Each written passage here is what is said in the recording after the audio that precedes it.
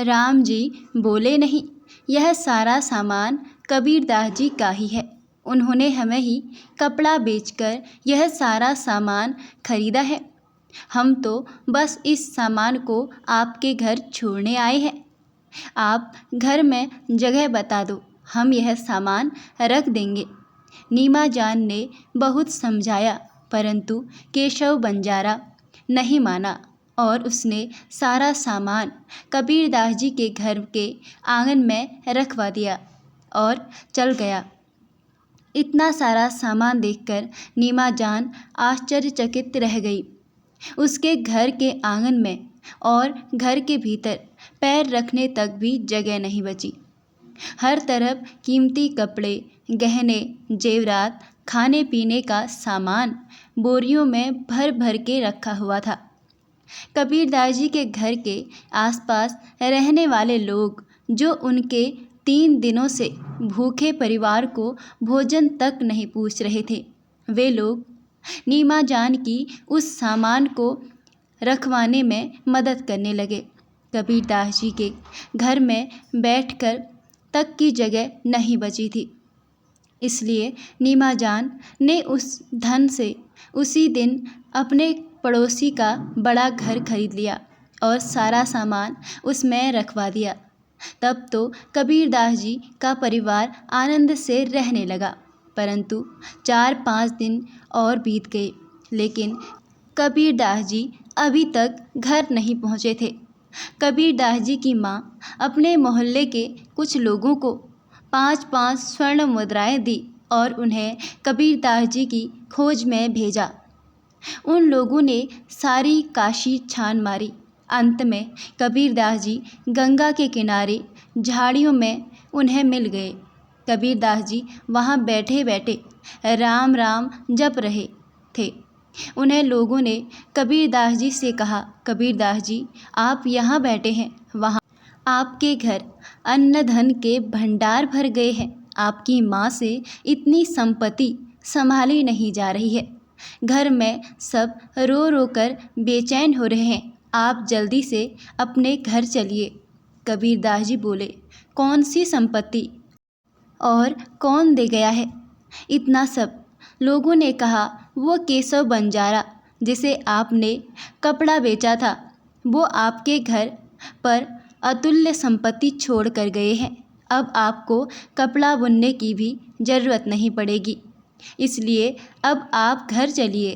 कबीरदास जी ने मन में सोचा, मैंने तो किसी को कपड़ा नहीं बेचा, कहीं मेरे प्रभु श्री राम ने कोई लीला तो नहीं कर दी। यह सोचकर वे उन लोगों के साथ अपने घर की ओर चल पड़े। घर जाकर उन्होंने देखा कि उनका पूरा घर अन्न धन से भरा हुआ है। कबीरदास जी ने अपनी माँ से पूछा, माँ, यह सब संपत्ति कौन दे गया है? माँ ने बताया, बेटा, ये सब वो सेठ जी दे गए जिनको तूने कपड़ा बेचा था। वो अपना नाम केशव बंजारा बता रहे थे। कबीरदास जी बोले, माँ, मैंने किसी सेठ जी को कपड़ा नहीं बेचा। मैंने तो वो कपड़ा का थान एक साधु को दान कर दिया था और मैं तुम्हारे डर से गंगा किनारे की झाड़ियों में छिपा हुआ था। माँ, मैं सच कह रहा हूँ, मैंने किसी को कपड़ा नहीं बेचा। माँ बोली, मैं भी सच कह रही हूँ बेटा, एक बहुत बड़े सेठ आए थे और वे ही ये सब सामान देकर गए हैं। कहते थे कबीर ने मुझे ही कपड़ा बेचा था। अब कबीरदास जी को विश्वास हो गया कि भगवान श्री राम ही उसके यहाँ पर ये सब संपत्ति छोड़ गए हैं। कबीरदास जी बोले, माँ, मैं समझ गया हूँ, यह संपत्ति मेरे प्रभु श्री राम छोड़ गए हैं। उस साधु के वेश में वही आए थे, वे ही मुझसे कपड़े का थान ले गए थे। मैं ही अपने प्रभु को पहचानना नहीं पाया। मैं लोगों से कहता फिरता था, कबीरा, या संसार में सबसे मिलिए धाय, न जानो किस भेष में नारायण मिल जाए। लेकिन जब मेरे सामने नारायण आए तो मैं स्वयं ही उन्हें पहचान नहीं पाया। यह सब संपत्ति हमारी नहीं है माँ, यह सब भगवान की हुई संपत्ति है। उसी दिन कबीरदास जी ने काशी के सभी दरिद्रों व गरीब लोगों को बुला लिया और दोनों हाथों से उन्हें वह संपत्ति लुटाने लगे।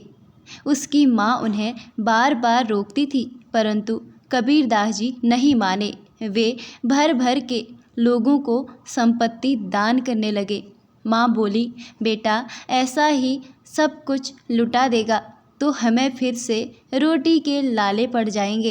कबीरदास जी बोले, नहीं माँ, ऐसा नहीं होगा। मैंने तो केवल कुछ गज का कपड़ा एक साधु को दान किया था। इतने से ही मेरे प्रभु इतने प्रसन्न हो गए कि वे स्वयं चलकर हमारे घर आए। तो सोचो, अगर हम उनका दिया हुआ इतना सब कुछ दान कर देंगे तो मेरे प्रभु कितने प्रसन्न होंगे।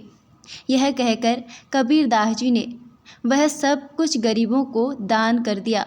कबीरदास जी की माँ उनको मना करती गई, परंतु कबीरदास जी नहीं माने और उन्होंने सारी संपत्ति के साथ अपना वो सामान और औजार भी गरीबों को दान कर दिए जिनसे वे कपड़े बुनते थे। उसी समय कबीरदास जी ने एक पद गया, तन गुदड़ी मन धागा, मोहे हरि रंग लागा। ऐसी प्रीत लगी भक्तन संग, ज्यों सोने में सुहागा। ताना बुनना तजा, कबीरा राम नाम लिख लिया शरीरा। इसके बाद कबीरदास जी ने कपड़ा बुनना छोड़ दिया था और हर समय राम नाम जपने लगे और भगवान के पदों की रचना करने लगे। दोस्तों, आपको कबीरदास जी की कहानी कैसी लगी कमेंट में ज़रूर बताएं। और इसकी पहली वीडियो भाग 3 अगर आपने नहीं देखी है तो उसका लिंक मैं डिस्क्रिप्शन बॉक्स में दे दूँगी, वहाँ से ज़रूर देखें और हमारे चैनल को सब्सक्राइब ज़रूर करें।